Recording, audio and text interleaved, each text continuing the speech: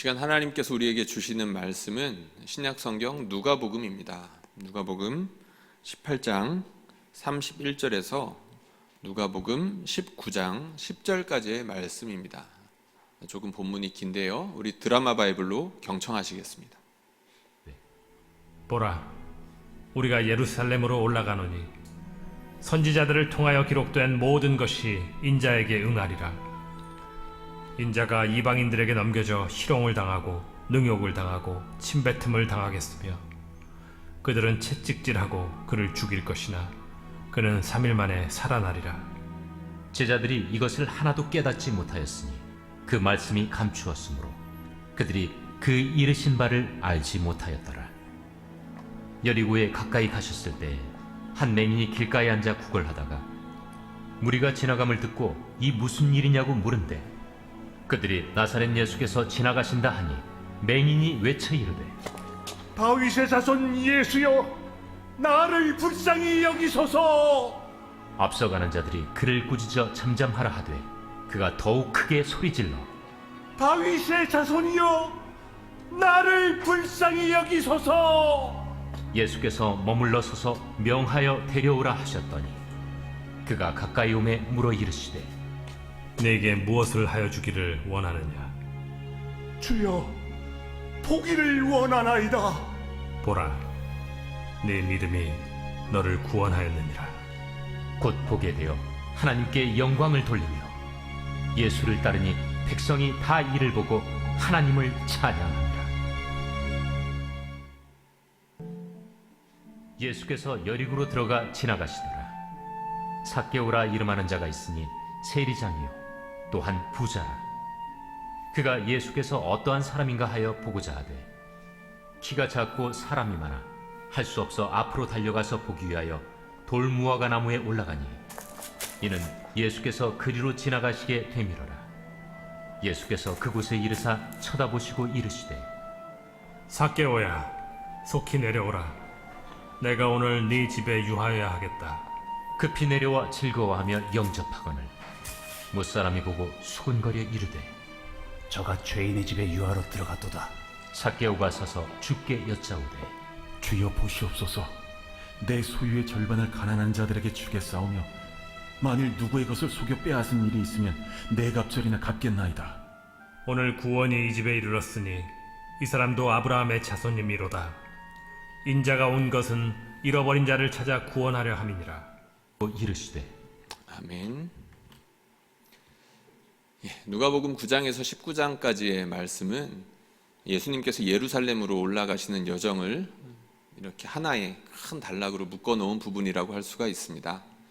예수님께서 예루살렘에 가신다는 건 다름 아니라 십자가를 지시겠다는 것이죠.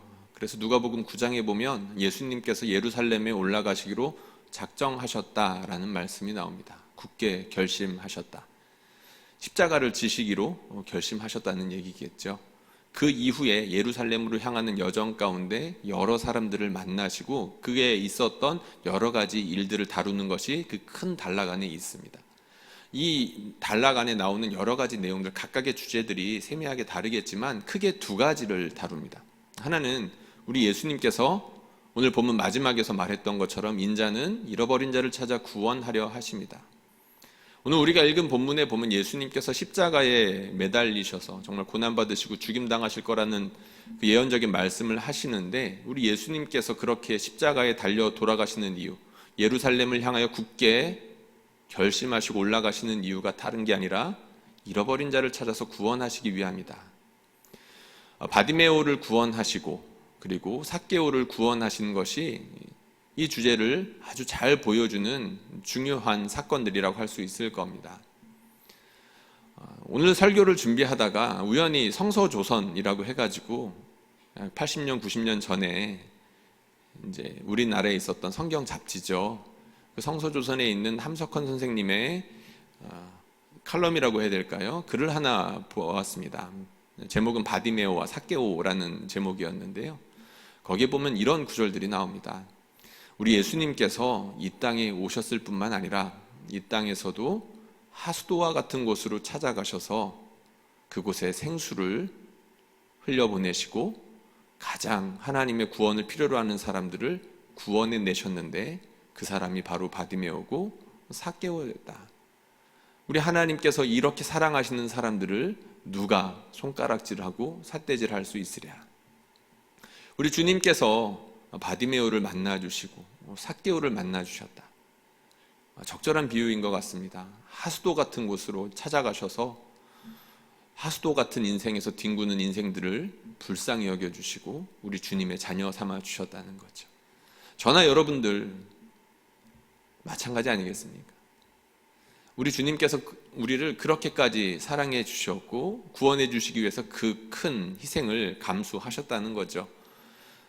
그리고 중요한 주제가 또 한 가지 있습니다. 우리 예수님께서 예루살렘으로 올라가시는 이 여정에서 다루고자 하는 중요한 또 다른 주제는 바로 제자도입니다. 우리 예수님께서 십자가를 향하여 굳게 결심하시고 한 걸음 한 걸음 올라가시는 그 장면, 우리를 구원하시는 그 대속의 그 놀라운 노력과 실천, 예수님만 하실 수 있는 거죠. 근데 그러한 장면들이 예수님을 따르는 각각의 제자들에게 모범이 되는 그런 중요한 장면이기도 하다는 겁니다. 우리가 예수님을 따라갈 때 뭘 보고 쫓아갑니까? 예수님께서 가셨던 그 길을 보고 쫓아가는 건데 누가복음 9장에서 19장까지가 그걸 잘 보여준다는 거죠. 역시 바디메오와 삭개오의 사건 역시 그것을 잘 보여줍니다. 바디메오의 사건을 보면 바디메오가 시각장애인이었고 거지였습니다. 그러나 예수님께 담대하게 나아갔고 구원받았죠. 그리고 어떻게 했습니까? 예수를 그 즉시 따라갔다. 이 말씀을 보려면 사실 뒤에 어떤 내용들이 있는지 좀 살필 필요가 있습니다. 어떤 내용이 있냐면 부자 관리가 한 명이 나와요. 부자 관리가 나와서 예수님께 내가 어떻게 해야 영생 받을 수 있겠습니까? 물어보죠. 어떻게 해야 됩니까? 예수님께서 계명을 말씀해 주시죠. 그 부자 관리가 대답합니다. 내가 이것들은 다 어려서부터 지켰습니다. 예수님께서 한 가지 묵직한 말씀을 하십니다. 네가 부족한 것이 한 가지 있는데 네가 가진 것을 가난한 사람들에게 나눠주고 나를 따라라. 부자 관리가 어떻게 했습니까? 아브라함이 이삭을 바칠 때와는 조금은 다른 모습이었었습니다. 아브라함은 이삭을 바치라는 그 주님의 음성을 들었을 때 즉시 모리아산으로 올라갔었죠. 그런데 그 부자 관리는 그 음성을 듣고 고민했습니다. 근심에 빠졌죠. 따라갈 수 없었습니다. 그런데 바디메오는 달랐던 겁니다. 바디메오는 가진 것도 없고 오히려 하나님 나라와는 전혀 상관없을 것 같은 사람이었는데 예수님을 그 즉시 따랐다. 너무 차이가 나죠. 부자 관리와 시각장애인 거지지만 너무나 대조되는 사람인데 어쩌면 그는 아무것도 없었기 때문에 예수를 쉽게 따랐을지도 모르겠습니다. 그리고 삭개오 역시 마찬가지입니다. 우리 삭개오 하도 말을 하니까 이제 우리가 됐네요. 천국에 가면 같이 있을 거라고 믿습니다. 삭개오가 구원받고 주님을 따르는 모습이 어떻게 드러났습니까? 삭개오는 자기가 가진 것을 주님께 드림으로 주님을 따라간다는 것을 나타냈습니다. 자기가 가진 것의 절반을 가난한 사람들에게 나눠주겠습니다. 부자 관리가 못했던 거죠. 혹여라도 내가 불법으로 빼앗은 것이 있다면 4배라도 갚겠습니다. 부자 관리는 생각도 못했던 겁니다. 그러나 삭개오는 자기 재산을 다 주님께 드려서라도 주님 쫓아가겠습니다. 마치 밭에 감추인 보화를 발견하고 자기 것들을 전부 다 팔아가지고 그 밭에 감추인 보화를 샀던 사람처럼 삭개오는 그렇게 주님을 따라갔습니다. 바디메오도 삭개오도 주님을 그렇게 멋지게 따라가는 제자도 그것이 무엇인지를 잘 보여주는 아주 중요한 사람들이었다는 거죠. 사실 설교를 할 때면 여러분들 본문 1개, 그러니까 이제 하나의 덩어리를 이렇게 설교하기 마련인데 오늘은 2개의 덩어리가 이렇게 있죠. 이 2개의 덩어리가 제시하는 중요한 주제들이 있기도 하기 때문이지만 사실은 지금부터 여러분들과 나누고자 하는 이 말씀 때문입니다. 뭐냐면 한번 좀 상상해 보자는 건데요. 주님을 따르는 2사람이 있습니다. 한 사람은 바디메오였고 한 사람은 삭개오였습니다. 둘 다 강렬한 회심을 경험했습니다. 하나님의 풍성한 사랑을 그 누구보다도 강력하게 경험했던 사람들이었었습니다. 먼저 바디메오가 주를 따랐고 그 다음에 삭개오를 따라갔습니다. 그 둘이 만났을 때 어떤 일들이 일어났을까 우리가 한번 상상해 보자는 겁니다. 여기에서는 물론 하나님께서 친히 말씀해 주시는 장면이 없기 때문에 우리가 상상의 영역으로 미루어 짐작할 수밖에 없습니다. 물론 추론할 수 있는 근거가 전혀 없는 건 아닙니다. 당연히 이제 삭개오와 바디메오가 어떻게 지냈을 거다, 그것보다는 이런 차이를 가진 사람들이 어떻게 지냈겠다, 그것을 추정해 볼 수 있다는 거죠. 이것을 확인해 보기 위해서 이들에게 공통점과 차이점이 있었다는 걸 먼저 좀 살펴보았으면 좋겠습니다. 바디메오와 삭개오에게 차이가 있었습니다. 먼저 공통점에 대해서 이야기를 할게요. 공통점이 있었습니다. 무엇일까요? 사람이었습니다. 남자였습니다. 이런 거 말고요. 그들은, 이건 안타까운 공통점인데, 사람들이 싫어했습니다. 여러분 왕따 당해본 적 있으신가요? 만약에 있으시다면 별로 기억하고 싶지 않으실 만큼, 기억 속에서 정말 잊어버려졌을 만큼, 아니 잊고 싶은데 도저히 잊혀지지 않을 만큼 가슴에 깊이 상처가 패여 있으실 겁니다. 어린아이 때, 대여섯 살 때 혹은 초등학교 때 왕따를 당했던 그 경험들은 오래오래 남아서 그 사람을 지옥과 같은 삶에 가둬두기까지 하죠. 바디메오 사람들이 싫어했습니다. 어디서 볼 수 있죠? 예수님 날 좀 구원해 주십시오. 다윗의 자손 예수여라고 부르는데 사람들이 어떻게 대응했나요? 꾸짖었다라고 했습니다. 여러분 누구 꾸짖죠? 사실 우리가 꾸짖을 수 있는 사람들이 많지 않습니다. 생각해 보시면 철저하게 힘의 차이가 나지 않는 이상, 가불관계가 분명하지 않는 이상 누군가를 꾸짖는 것은 어렵죠. 바디메오가 세상의 찢기 같은 철저한 을의 위치에 있었기 때문에 사람들이 그렇게 꾸짖을 수 있었습니다. 어디 감히 그랬겠죠. 부정탈락 그랬을 겁니다. 우리 예수님 세상을 구원하셔야 되는데 좀 쫓아오지 마. 근데 평소에도 그런 대접을 받았던 것 같습니다. 시각장애인이었고 거지였기 때문입니다. 삭개오 역시 사람들이 싫어했습니다. 그런데 사람들이 바디메오를 대우하는 것과 삭개오를 대우하는 것이 조금 다릅니다. 여러분 혹시 그 차이를 혹시 눈여겨보셨나요? 바디메오를 꾸짖을 때는 대놓고 꾸짖었습니다. 그런데 삭개오를 향하여서는 그 어떻게 싫은 것들을 표현했나요? 수근수근 되었다고 그랬습니다. 왜 그랬을까요? 삭개오는 세리장이었고 부자였기 때문이었습니다. 세상에서 권력 있는 사람에게 비록 그가 민족의 배신자일지언정 그에게는 힘이 있었고 돈이 있었습니다. 그런 사람한테 찾아가서 웬만큼 억하심정이 있지 않는 이상 함부로 대할 수 있는 사람은 없죠. 그래서 주변에 힘 있는 사람들도 많이 있었던 것 같은데 예수님께서 삭개오의 집에 들어갔을 때 뒤에서 수근수근 됐다. 뭐라 그랬죠? 저가 죄인의 집에 들어갔다. 사람들이 싫어했습니다. 바디메오도 싫어했고 삭개오도 싫어했습니다. 그들은 온 천하의 왕따 같은 존재들이었었습니다. 그럼에도 불구하고 어떤 일이 일어났나요? 그들은 부끄러운 과거, 사람들이 싫어하는 과거를 가지고 있었고 정체성을 가지고 있었지만 우리 주님께서 그들을 구원하는데 그것들이 전혀 걸림돌이 되지 않았습니다. 그들이 주님께 구원받았다라는 놀라운 공통점이 있고 그들의 과거를 뒤로하고 주님을 따라갔다는 놀라운 공통점이 추가되는 겁니다. 차이점이 있습니다. 여러 가지가 있겠죠. 어떤 차이점이 있었을까요? 제가 주목하는 것은 바로 거지와 부자였다는 점입니다. 거지와 부자. 세상에는 사실 여러 가지 다양한 차이를 가진 사람들이 공존합니다. 이곳에 있는 분들, 그리고 이제 영상을 통해서 보고 있는 분들, 우리 교회에 이제 천몇백 명의 성도들이 계시는데 천몇백 명의 다양한 사람들이 있는 겁니다. 군대에 가면 정말 희한한 사람들이 많은데 교회에 오면 그거보다 훨씬 더 이상하고 희한한 사람들이 많습니다. 다양하죠. 웃자고 던진 말이지만 가슴 아프게 다가오는 분들도 있을 겁니다. 그 차이가 다툼을 만들고 차별을 만들고 분열을 만들 때가 많이 있기 때문입니다. 가장 흔한 차이가 어떤 거에 있습니까? 남녀의 차이입니다. 남녀의 차이로 말미암아 사람들은 서로 사랑하기도 하지만 지독히 다투기도 합니다. 원수가 되는 중요한 이유가 그 차이가 되기도 하죠. 여러 가지 차이들이 있겠지만 부자와 가난한 사람의 차이 역시 마찬가지입니다. 제가 보기엔 남자와 여자의 차이보다 이 세상에서 더욱더 뚜렷하게 구분되는 차이는 바로 부자와 가난한 사람의 차이라는 생각이 듭니다.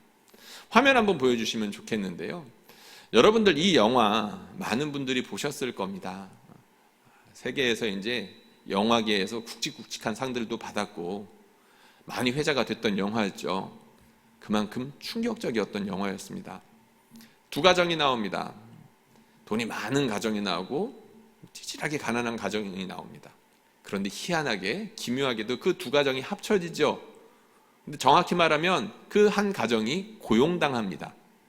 고용당해서 같이 살아가는데, 화면 이제 내려주셔도 됩니다. 같이 살아가는데 같이 있음에도 불구하고 섞일 수 없는 너무나 견고한 벽이 서 있다는 것들을 영화를 보신 분들은 아마 눈치를 채셨을 겁니다.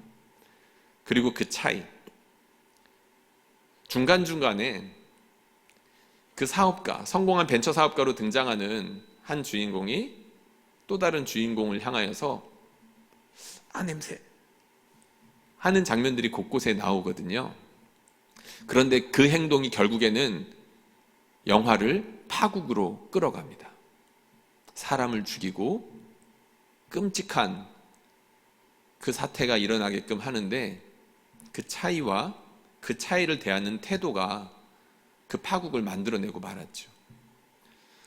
바디메오는 거지였고 삭개오는 부자였었습니다. 그들이 잘 지낼 수 있었을까요? 쉽진 않았을 것 같습니다. 강력한 회심을 경험했고 하나님이 어떤 분인지 누구보다 잘 알았겠지만 그 차이가 둘이 하나가 되게 하는데 굉장히 큰 걸림돌이 되었을 수 있다는 겁니다. 물론 결과는 알 수 없습니다. 실제로 교회의 역사 가운데도 보면 아름다운 역사도 있고 괴로운 역사들도 있기 때문입니다. 이 차이로 말미암아 교회가 분열되었다는 이야기도 많고, 이 차이를 극복하고 우리 주님의 복음이 영광스럽게 되었다는 이야기들이 교회사 가운데는 역시 많다는 겁니다. 그래서 바디메오와 삭개오가 어떤 사이를 맺으며 지냈을까 알 수 없다는 거죠. 그러나 부정적으로 추정하게 되는 건 어쩔 수 없습니다. 왜냐하면 성경에서 실제로 그런 예들이 나오기 때문입니다. 여러분들 고린도 교회 한번 생각해 보십시오. 고린도 교회에는 수많은 사람들, 특별히 다양한 사람들이 모여있던 교회였습니다. 지역의 특성상 그럴 수밖에 없었던 것 같은데 온갖 이유를 들어서 다퉜죠. 지도자가 다르다고 다퉜습니다. 은사가 다르다고 다퉜습니다. 가난하고 부자라고 해서 서로 따로 지냈습니다. 온갖 이유들을 들먹이며 서로 따로 지내죠. 특별히 부자와 가난한 사람들의 차이, 어떤 일들이 있었을까요? 고린도전서에 보면 송사에 대한 이야기가 나옵니다.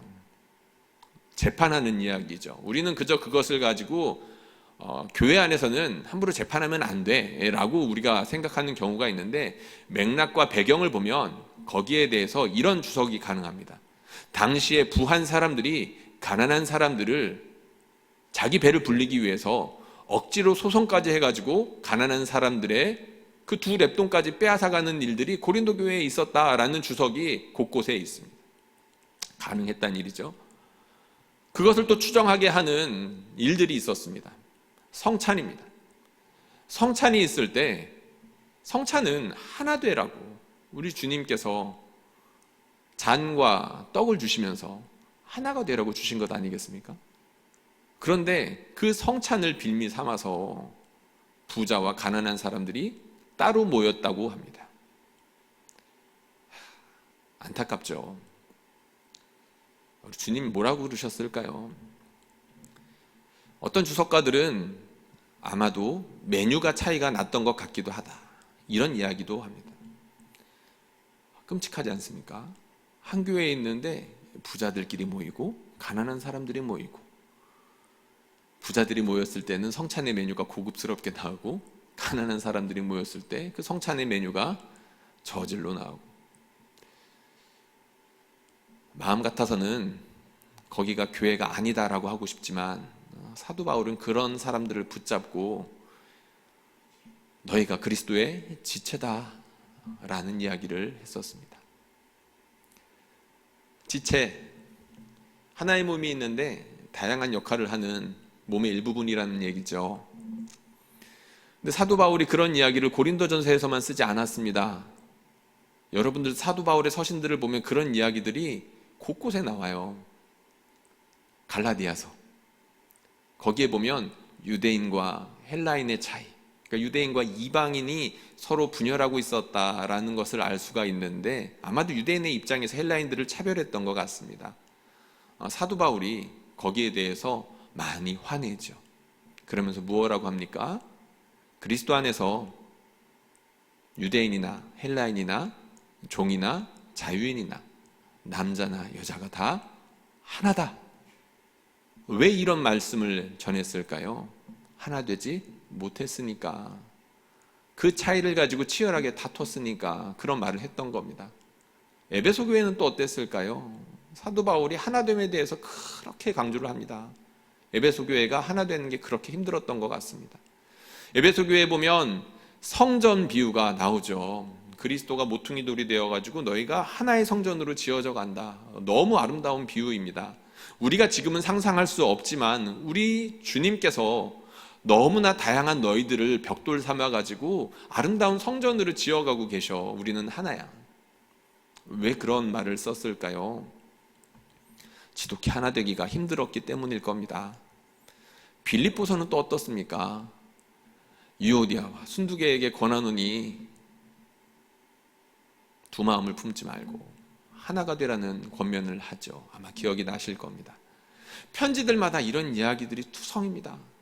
사람이 가지고 있는 차이가 분열을 만들었고 교회를 어지럽히는 데 일조했기 때문이겠죠. 사도 바울이 너무 안타까워서 각각의 편지들마다 그런 이야기를 썼던 겁니다. 교회에는 다양한 바디메오가 있고 다양한 삭개오들이 있었을 텐데 하나 돼서 아름다운 모습으로 세상 가운데 우리가 주님의 자녀들이야, 우리가 주님의 제자들이야 라고 멋지게 보여줄 수 있었으면 좋았겠지만 그렇질 못하니까 사도 바울이 안타까운 마음으로 눈물을 흘려가며 그런 편지를 썼던 겁니다. 그래서 부정적인 이야기를 드렸던 거죠. 만약에 제가 사도 바울이었다라고 한다면 바디메오의 출신이 그리고 삭개오의 출신이 너무 다르니까 조금 떨어져서 지내면 좋을 것 같아. 전략적으로 좀 거리를 두면서 서로 윈윈하면서 지냅시다 라고 했을지도 모르겠습니다. 하나님께 혼났겠죠. 그리고 사도 바울은 그렇게 하지 않았습니다. 만약에 바디메오와 삭개오를 알았다라고 한다면 어떻게든 둘이 주 안에서 하나라는 것들을 보여주고 설득하고 그리고 사도 바울이 간절하게 노력했겠죠. 그런 실제 예가 한 군데 더 나옵니다. 사도 바울이 절대로 하나 될 수 없을 것 같은 두 사람을 화해하게 만들고 그 둘을 하나로 만들기 위하여서 얼마나 애절하게 기도하며 노력하고 있는지를 보여주는 중요한 성경이 있습니다. 빌레몬서이죠.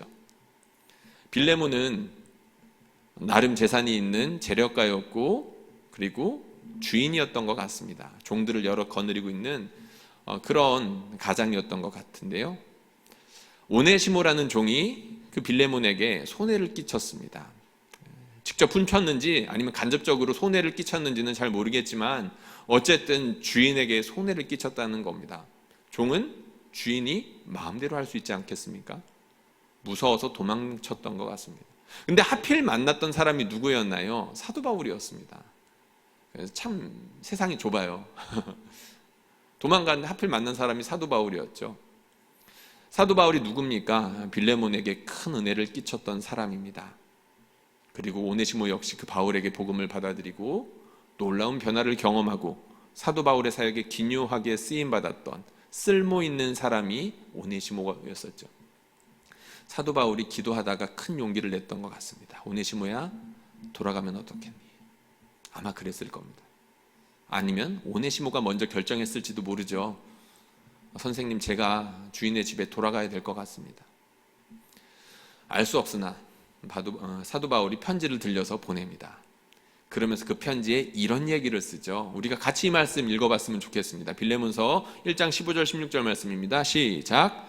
아마 그가 잠시 떠나게 된 것은 너로 하여금 그를 영원히 두게 함이리니 이후로는 종과 같이 대하지 아니하고 종 이상으로 곧 사랑받는 형제로 둘 자라. 내게 특별히 그러하거든 하물며 육신과 주 안에서 상관된 내게랴. 아멘.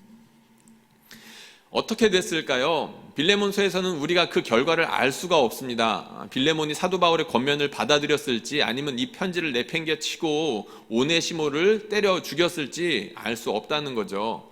그런데 한 가지 알 수 있는 힌트들이 있습니다. 성경에 직접 나오지는 않으나 몇몇 교회 사가들이 오네시모의 이름을 언급합니다. 한 교회의 감독으로서 등장을 하죠. 주인에게 손해를 끼쳤던 오네시모, 그리고 그 오네시모를 얼마든지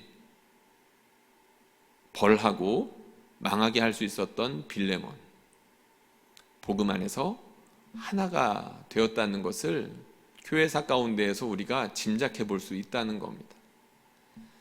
아름다운 이야기이죠. 실제로 교회사 가운데에는 그런 일들이 여럿이 있었습니다. 함께 할 수 없을 것 같은 사람들이 하나의 공동체를 이루며 우리 하나님을 함께 섬기고 한 몸이 되어서 이 세상을 아름답게 섬겼던 실예들이 우리의 2000년 교회사 가운데, 그리고 150년 정도 되는 한국의 개신교 역사 가운데 얼마든지 있다는 겁니다. 지금도 그런 일들은 일어나고 있고요. 우리가 십자가를 지고 주님을 따르겠다라고 결정하는 것은 절대로 자연스러운 일이 아닙니다. 그냥 알아서 되는 게 아니라는 거죠. 내 안에서 엄청난 만남과 변화를 경험했기 때문에 주님을 따를 수가 있게 된 겁니다. 정말로 일대 혁명이 일어났기 때문에 내가 주님을 따를 수 있게 되었다는 것이죠. 어둠에 있던 사람이 빛으로 넘어오게 됐는데 이게 어마어마한 변화 아니겠습니까? 그런데 그렇게 주님을 믿고 따르게 된 사람들이 만나게 되는 첫 번째 허들이 안타깝게도 함께 주님을 따르기로 결정한 그 사람들이 되는 경우가 너무나도 많습니다. 내가 주님을 십자가 지기까지 따르겠습니다. 내가 죽고 난 이후에 부활의 영광이 따라올 것을 믿습니다. 라고 거룩하게 하나님께 헌신하고 결단하고 그렇게 신앙생활을 해 나가는데 걸림돌이 있어요. 딴 게 아니라 내 옆에 있는 사람이 그 걸림돌이 되는 경우가 너무 많더라는 거죠. 주님께서는 여전히 동일한 음성으로 우리에게 말씀해 주실 겁니다. 나를 따라오라는 거죠. 나를 따르라고 말씀하십니다. 근데 걸림돌이 있어요. 그게 바로 내 옆 사람이 되는 경우가 너무 많더라는 겁니다. 저희 부모님 참 많은 차이점을 가지고 계십니다. 여러 가지 차이점이 있는데 일단 나이 차이가 많이 나십니다. 9살 정도 나시거든요. 많이 나시죠.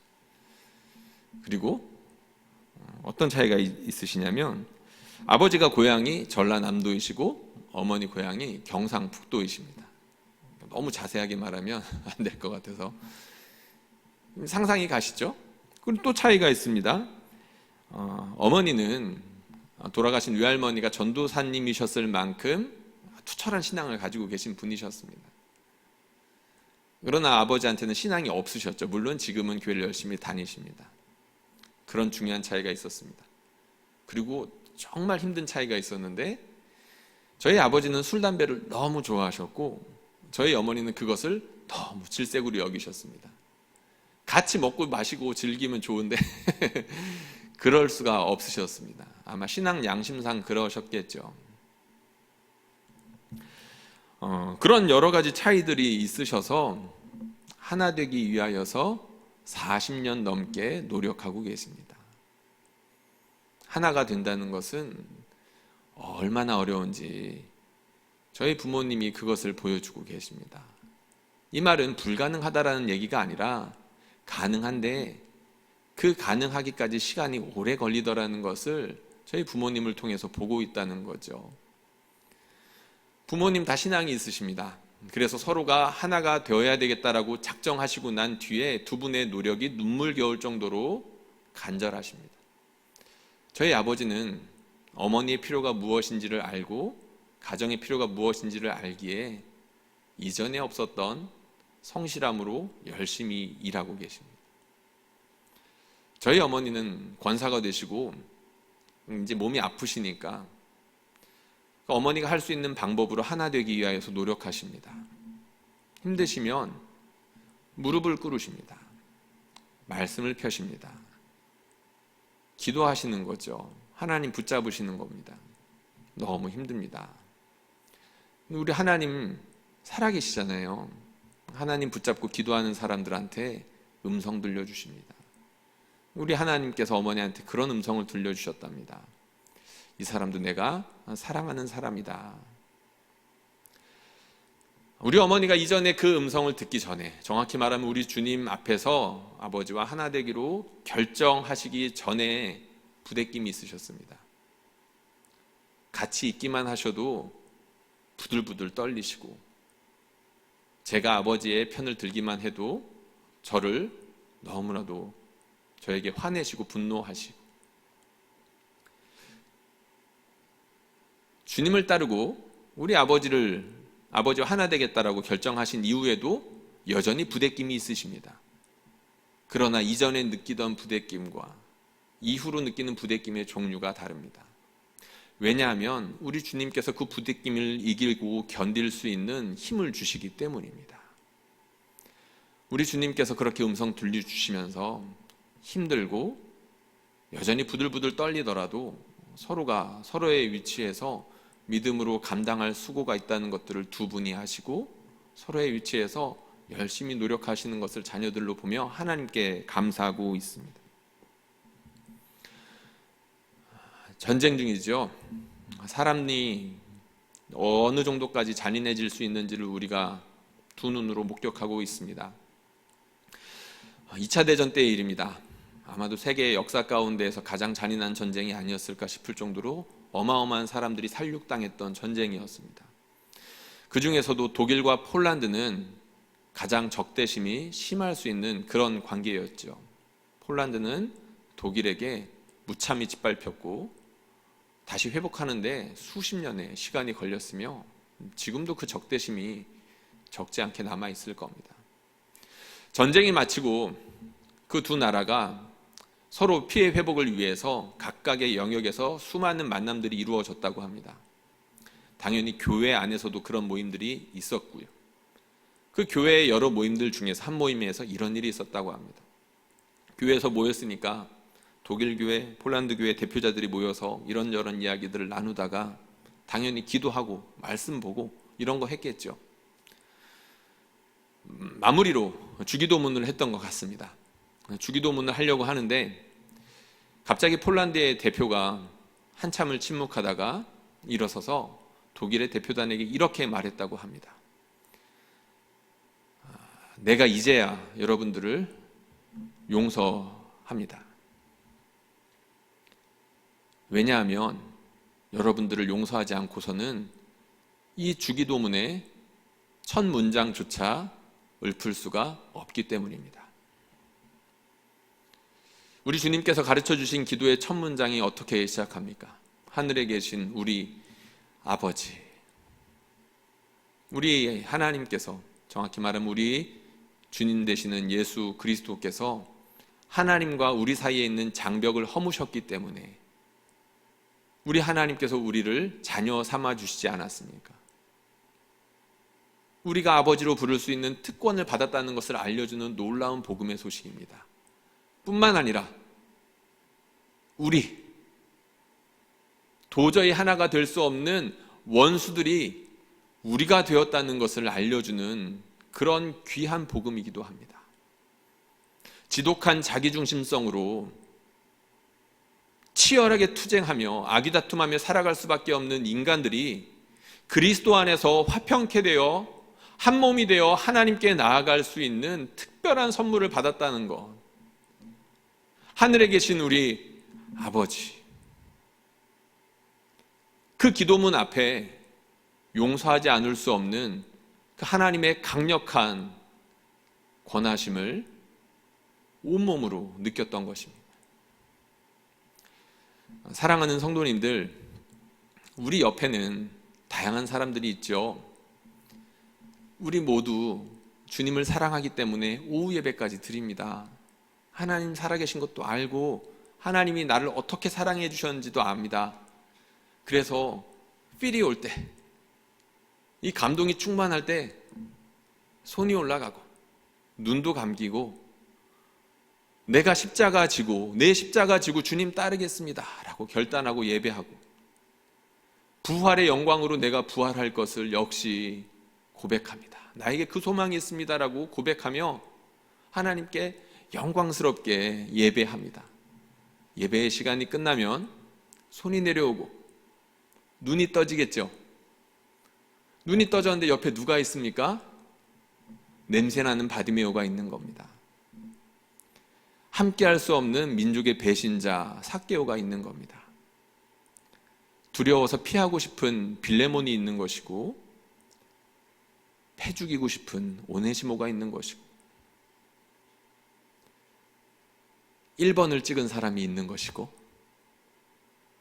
2번을 찍은 사람이 있는 것이고 1번도 싫고 2번도 싫어서 기권한 사람 혹은 3번, 4번, 5번, 6번, 7번을 찍은 사람들이 우리 옆에 있는 겁니다. 도저히 함께 할 수 없는 사람들일까요? 여러분들은 누구입니까? 라고 물어보고 싶습니다. 여러분들에게 중요한 것은 이전의 과거입니까? 아니면 여러분들이 생각하는 중요한 정체성입니까?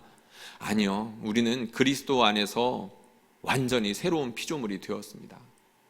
우리에게 중요한 것은 우리가 입고 있는 그리스도라는 옷이고 우리가 성령으로 말미암아 하나 되었다라는 이 사실이 중요한 것이지 내 옆에 있는 사람이 나와 어떻게 다르다는 것보다 이 사실이 훨씬 더 중요하고 함께 주를 따르라는 주님의 명령이 훨씬 더 중요하다는 것을 우리가 알아야 되지 않겠습니까? 주 안에서 불가능한 것이 없습니다. 모든 것이 가능합니다. 이 말씀 어디에 적용해야 되겠습니까? 내가 이루고 싶은 욕심, 내가 그토록 갈망하던 특정한 소망들 가운데 적용할 수도 있겠죠. 그런데 이 말씀은 그런데 적용하는 게 아닙니다. 나를 통하여 이루시는 하나님의 뜻, 내가 비록 연약하고 때로는 사악하기까지 해서 도저히 나를 통해서는 이룰 수 없는 그 하나님의 뜻이 나를 통해서 이루어질 수 있다는 것을 고백하는 말이기도 합니다.